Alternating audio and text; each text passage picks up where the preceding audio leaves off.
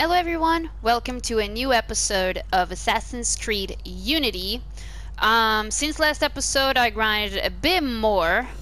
I did all the missions related to the Café Théâtre, and which is basically side content for these little houses here, social clubs, and they gave me a bunch of money, and I improved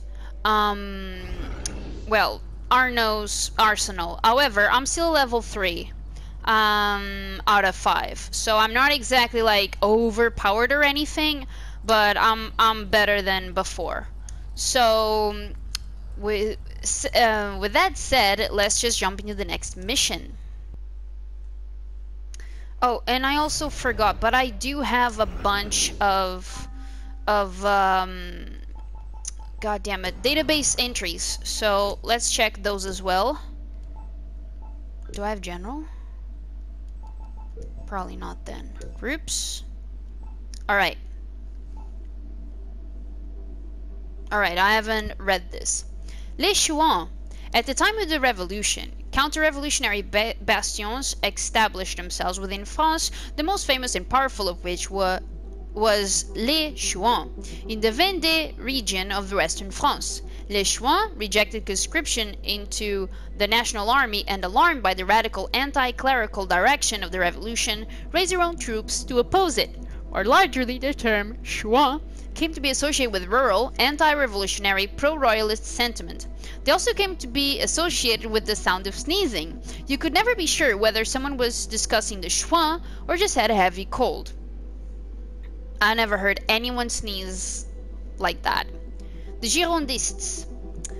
The Girondins, or Bressantins as they're also called, were a political group within France during the Revolution. They are generally depicted in opposition to the Montagnards, such as Danton, Robespierre, and Marat. The political dividing lines were not as clear as they are for modern-day political parties, but two groups differed on several key issues. The Girondins supported foreign wars and a federalist government in the style of the newly formed United States. The Montagnards, on the other hand, opposed the wars and believed that Paris should predominate in politics. The Girondins initially held most of the political power, but a series of political defeats led to their fall from grace and the rise of the Montagnards. By this time, Robespierre had grown obsessed with conspiracies, especially among his political opponents. On June 1st and 2nd, members of the Girondins were placed under house arrest and moved to prison several weeks later. In October 1793, 23 of the Girondins were executed for treason.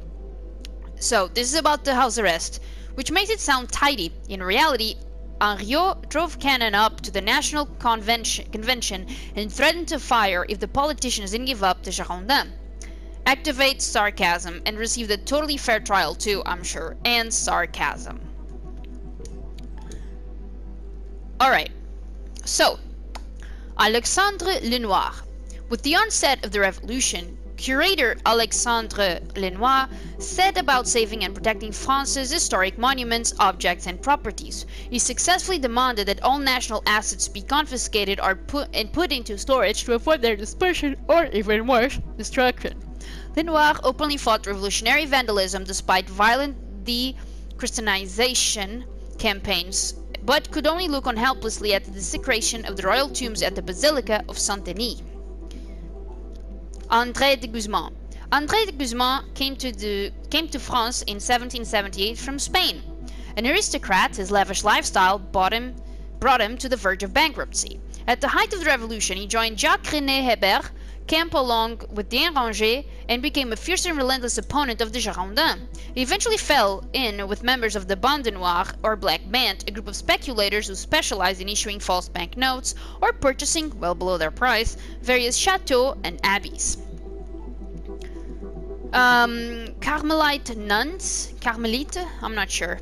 The confiscation of the clergy's properties, decreed by the National Assembly in November 1789, was opposed by many of those who belonged to religious orders, including the Carmelite nuns of Compiègne.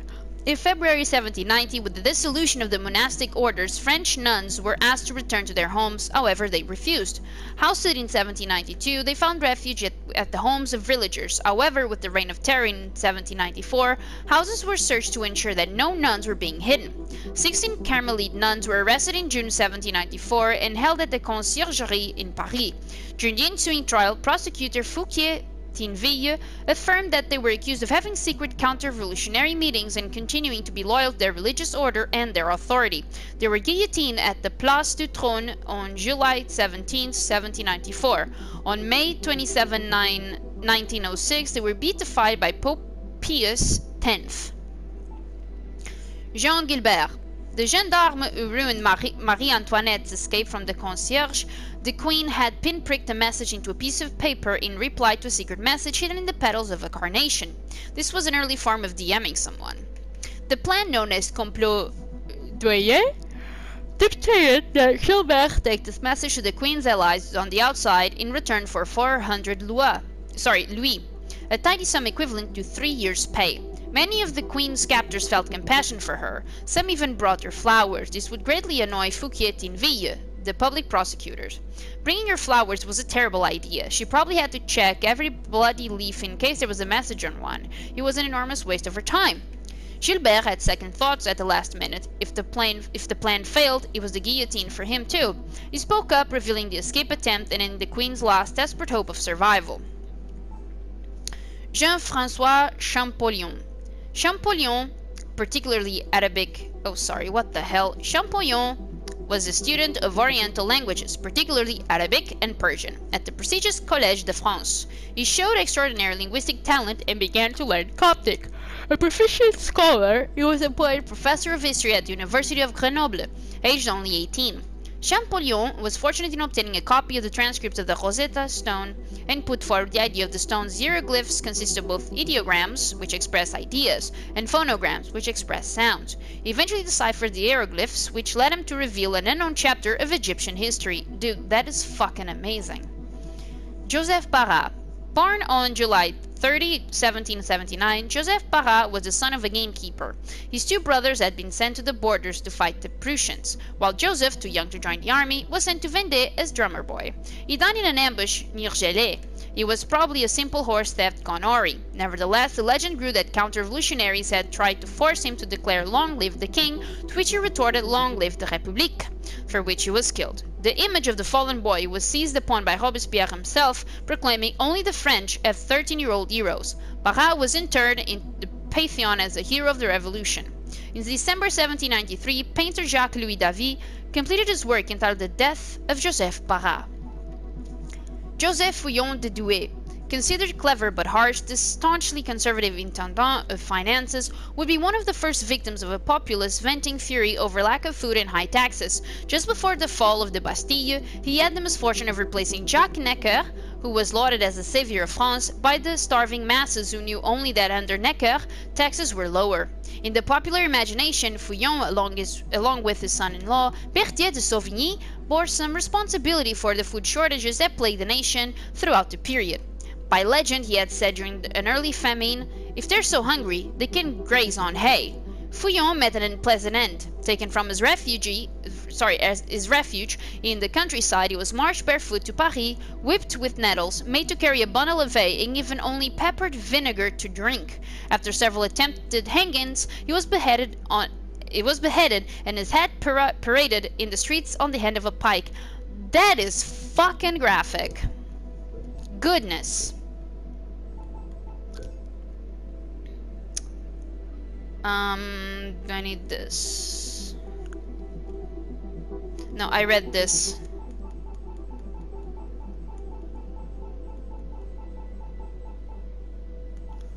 Well, if I read this... I know I read this.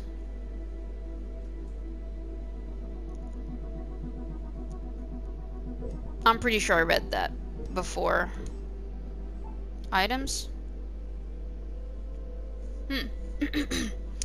The Rosetta Stone. A fragment of a larger stele, engraved with 3 versions of the same text in 3 different languages. The Rosetta Stone is actually a decree issued on behalf of King Ptolemy V in 196 BC. It was discovered during Napoleon's campaign in Egypt. It was unique in that it offered Egyptologists the basis in ancient Greek with which to decipher hieroglyphics. Jean-François Champollion deciphered the text, ultimately obtained the key to understanding Egyptian hieroglyphics. I'm sorry, I probably butchered the pronunciation on that. Alright, now that we are updated on the database, let me just... My friend. Hello. Hi. We're not friends, though. I'm a customer. Alright, now let's quickly start the next mission.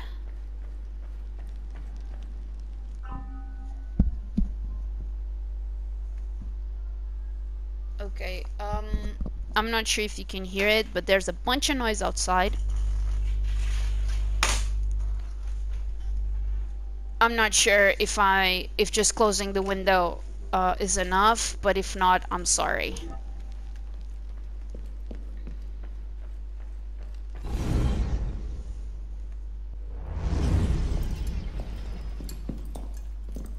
Parishioners found a body in Notre Dame today. The wags are already calling him the Penitent. I take it justice has been done? Not entirely. Sivert had an accomplice the night of Monsieur de la Serre's murder. He struck the killing blow. This raises troubling questions. What have you learned? He was working with a man called Le Roi des Thunes. The King of Beggars? Are you sure? You know him? Of him. The beggars pay him tribute. The man himself is a ghost. We've sent 3 assassins after him. The first 2 found no trace. The third never returned. I can find him. Sivert met with one of his lieutenants. I owe it to the memory of Monsieur de la Serre to uncover the truth. Perhaps you can at that. You've proved yourself a true assassin today. And a true assassin must have the proper tools. So the concealed blade and the smoke bombs were just what you had on hand, then? The Phantom Blade. A modest little update from the traditional assassin's blade. Where you're going, you may not wish to get too close to your enemies. Now then. Assassin, this council charges you to go to La Cour des Miracles. Find there the Templar agent Le Roi des Thunes. Learn his secrets, and bring him peace.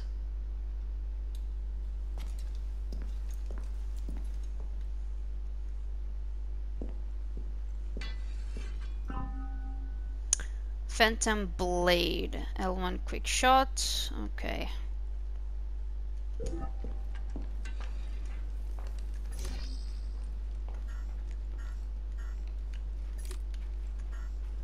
Oh, I love Berserk Blades so much. I really do. Before it was the Berserk Darts, but... Otto. Yes, it's me. All full, yes.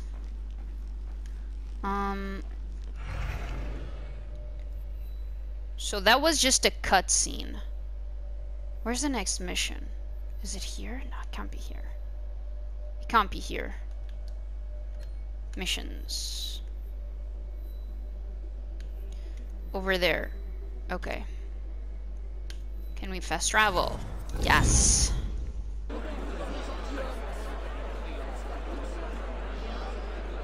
Somewhere in La Cour des Miracles is a Templar agent who knows where to find Le Roi des Thunes. Find that agent.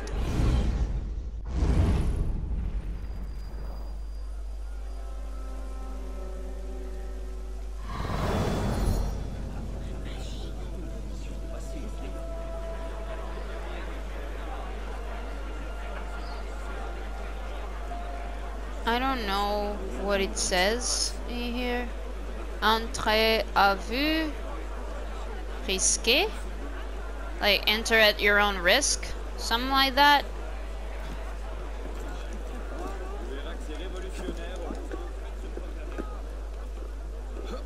Come on, buddy. I'm calling you buddy right now, but something tells me I'm gonna be very aggravated soon enough. Alright, too early. Did you see that? Fucking amazing.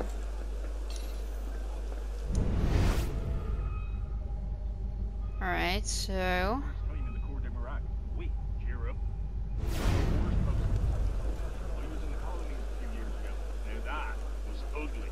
Just keep one hand in your purse and you'll be fine. I'll settle this soon enough.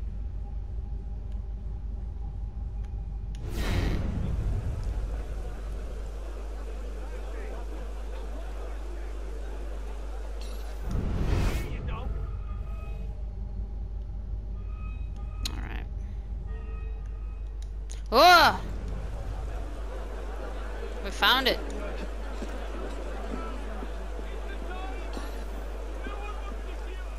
His Grace doesn't care about excuses. He cares about results. If you can't make the bonus, he makes adjustments.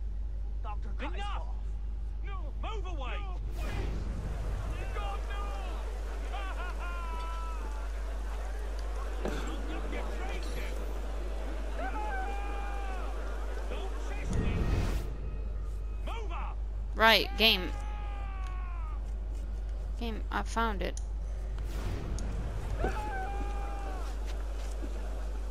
What does the game want?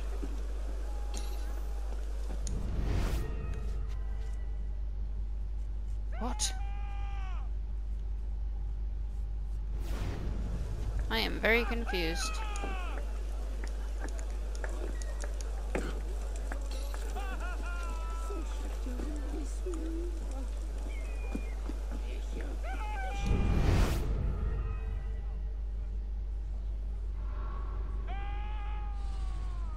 Alright, I can hear you screaming, but...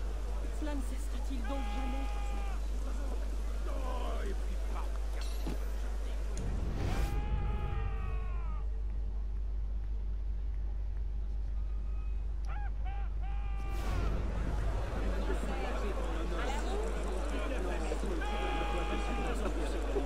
There you are.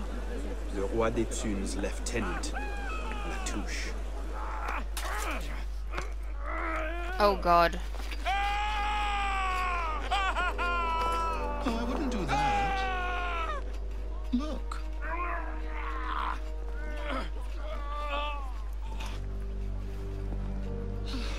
Lovely, no? The good folk of Paris give more money to crippled beggars than whole ones. Le Roi des Thunes sees in that bit of trivia an opportunity to motivate his less successful employees. That man Has lost a foot. Now you can charge in there, cause a great disturbance, and send all the rats scurrying back to their holes. Or you can disappear into the swarm and follow the rats back to their king. Either way, that man has lost a foot. It's done. Take him to the clinic for proper cauterization, then send him back to the street. Come on, up you get. I appreciate the advice. Not yet. Who are you, precisely? And why help me? Oh, I've had my eye on you for some time now, Arno. I feel it my sovereign duty to aid all those who suffered in cruelest bondage with me at the Bastille. And I have a vested interest in seeing the King of Rats caught in a trap.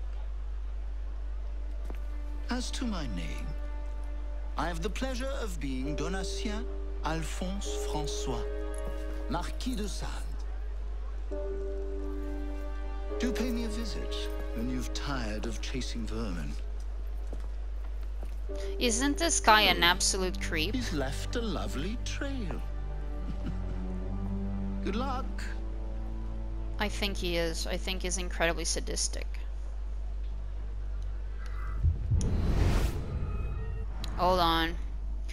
Donatien Alphonse François de Sade was born in 1740. He came from a typical noble French family full of soldiers and clergymen, and entered the army at the age of 14. Apparently he didn't find it to his liking because he left at the age of 31. De Sade was the quintessential black sheep, an atheist and great lover of the performing arts. He was above all a libertine and used his family's wealth and influence to get away with an astonishing array of crimes. Lucky that could never happen nowadays. It's a telling symptom of the ancien regime's corruption that he was considered merely a scandalous figure and not a violent criminal. Much of his adult life was spent shuffled between different prisons, where he wrote numerous texts, nearly all of which were deemed obscene and heavily censored. He was liberated in 1790, and, sensing the change that was in the air, renounced his title and got himself elected to the Convention. He continued to write in the same pornographic vein, while simultaneously pardoning nearly every criminal sent before him. I had a headmaster a little like that for a while.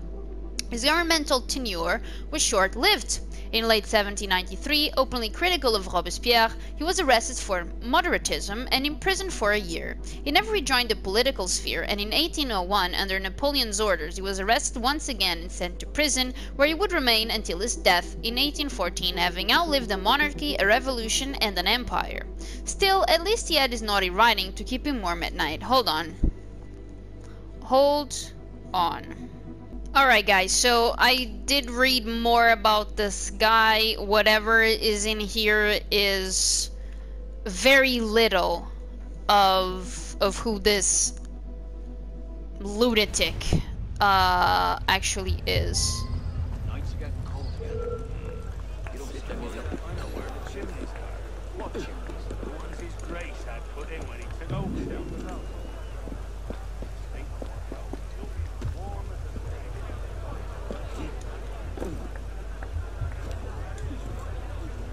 Touch me.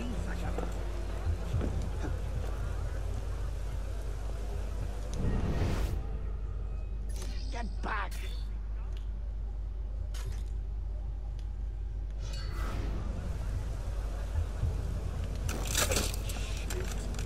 Let's have a look.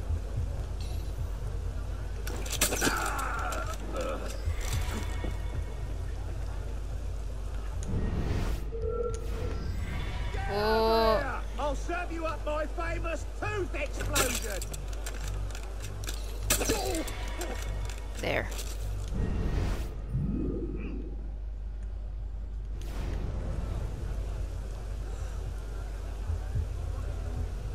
Monsieur Latouche, still bringing medical care to the disenfranchised?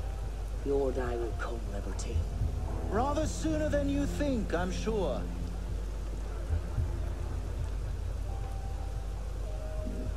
Yes.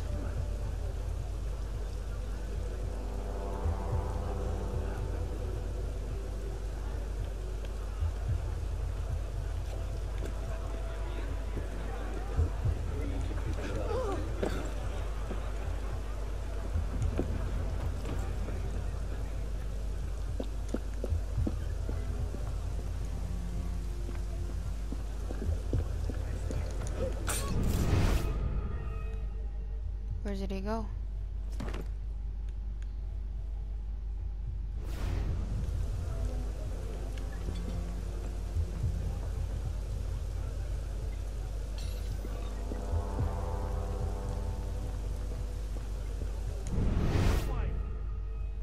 Now! Not in.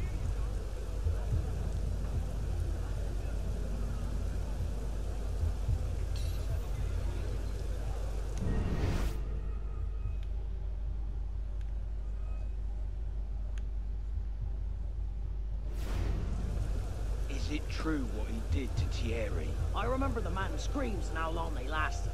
And that was for an accounting error. You're joking. I thought he'd skimmed off the take or some such. Nope, he misplaced a 1 in a ledger. Right. Double time it is.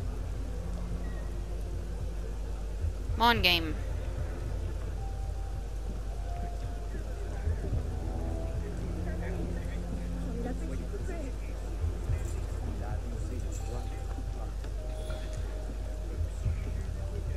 A-t-il perdu la raison?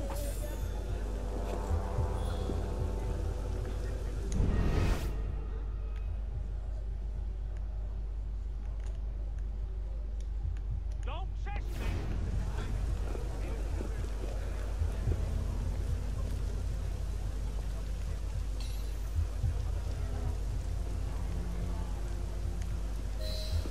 Oh,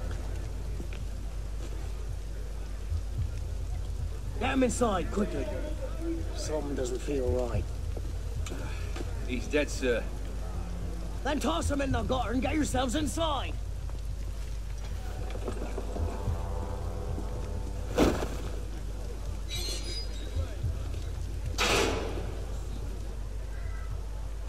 oh.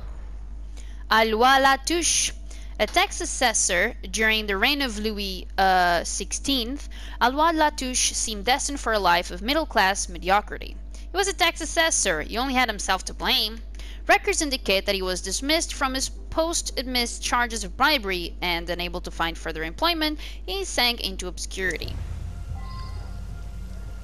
Find the Latouche, alright. Oh shit, what am I doing? Can you please, Arno? Thank you. Yes. Alright, there you are.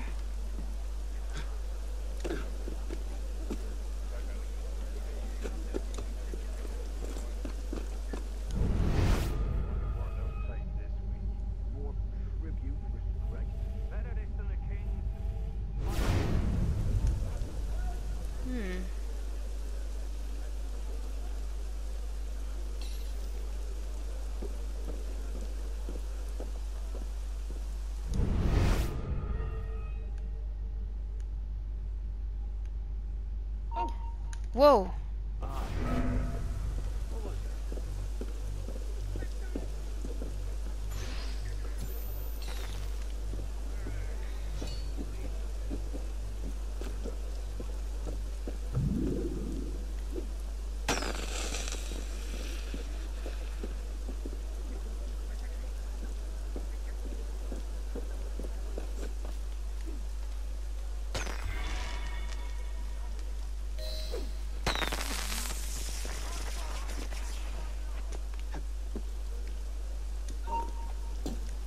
What was that? You can't stop us. I'm right here, sunshine.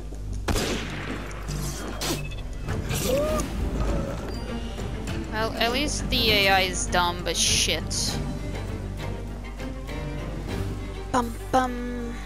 Alright, so the guy is inside there. No, I caught that. I caught that collectible. Hmm?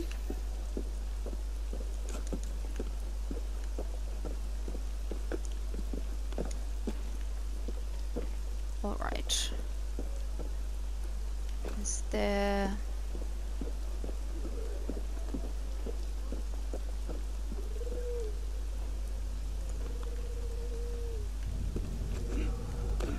No, guy. Oh my god, Arno. Something's going on. Alright.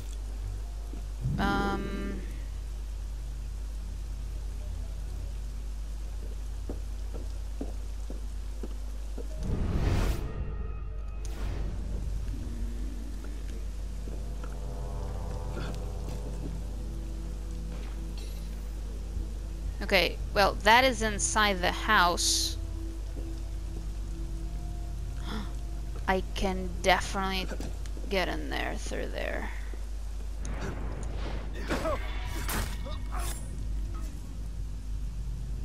Just loot.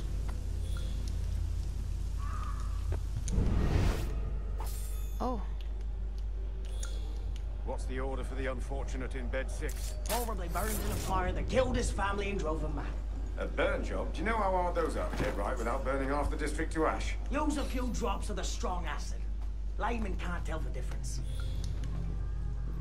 Alright.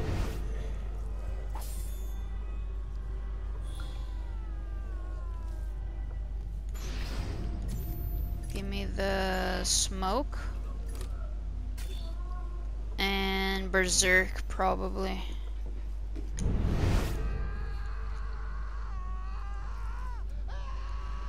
Arno. Right, but this is an enemy, right?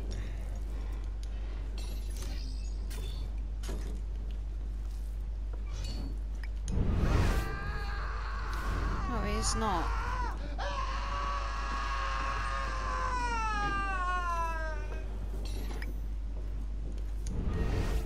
Are there... No. Oh shit.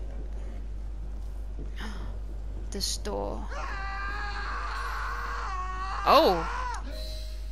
Is it a cut scene?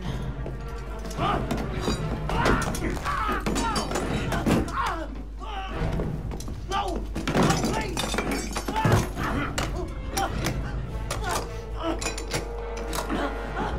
Give me Le Roi des Thunes, and I'll spare you your life. The cargoes! He's in the cargoes, but he fell church! Latouche, I expected a stronger spine than yours. What will your master say? Oh God! Lord help me!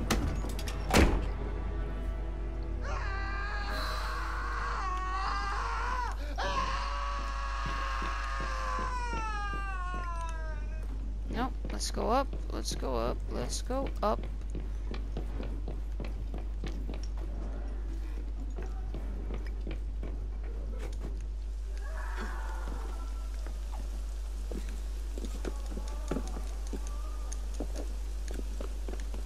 What? Stop. Stop! Arno! Goodness gracious, my guy.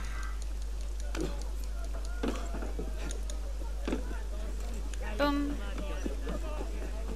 Since I can, I'm just gonna buy shit. Bonjour, my friend. Mon ami. Done.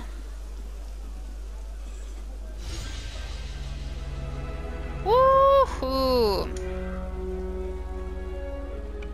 Alright. This is it for this episode. But let's just see. Okay, so we have 5. Look at this. This is ridiculous. We can go for melee. No, we cannot. We can go with ranged. These. God dang it.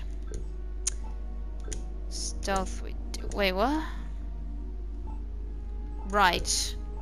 We have health, I guess.